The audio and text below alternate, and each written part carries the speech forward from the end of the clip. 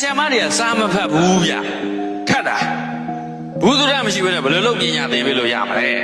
ပညာသင်တယ်ဆိုတာပကာရိနဲ့ညာတိဇာနာတိပညာလေးဗျာကိုကပြပြခွဲဝဲကြကြစမ်းစစ်နိုင်သွားရှိဖို့လိုလားမလိုဘူးလားတင်တဲ့ဆရာမကွာအေးအကာကြီးနဲ့ရပလက်မကွဲချင်ဘူး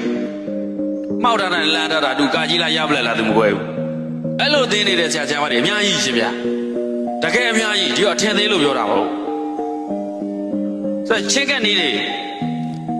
ဒီနေ့ခေတ်ပညာရည်သွေးနှိမ့်လာတဲ့သူတွေကိုဘယ်လိုချင်းကပ်ရမလဲဘယ်လိုပုံစံနဲ့ချင်းကပ်ရမလဲ RWCT တို့ CCA တို့ REA တို့အများကြီးရှိတယ်ချင်းကပ်နေတယ်ကဘာမှပြောလို့လေ့ကျင့်ပြတဲ့နေရာတွေအများကြီးအဲ့ဆရာမတွေဆိုတဲ့ပုံကိုယ်တွေကလည်းအဲ့စာအုပ်ထဲပါတဲ့ဟာကိုစာမကြည့်ဘူးအပြင်မဲ့ထွက်ဖို့ဆိုတာအဝေးစာကြည့်လိုက်တဲ့နားမှာဆရာမတယောက်ကကျောင်းသားတွေကသာဖတ်ဝါသာပါသွားပြီလေ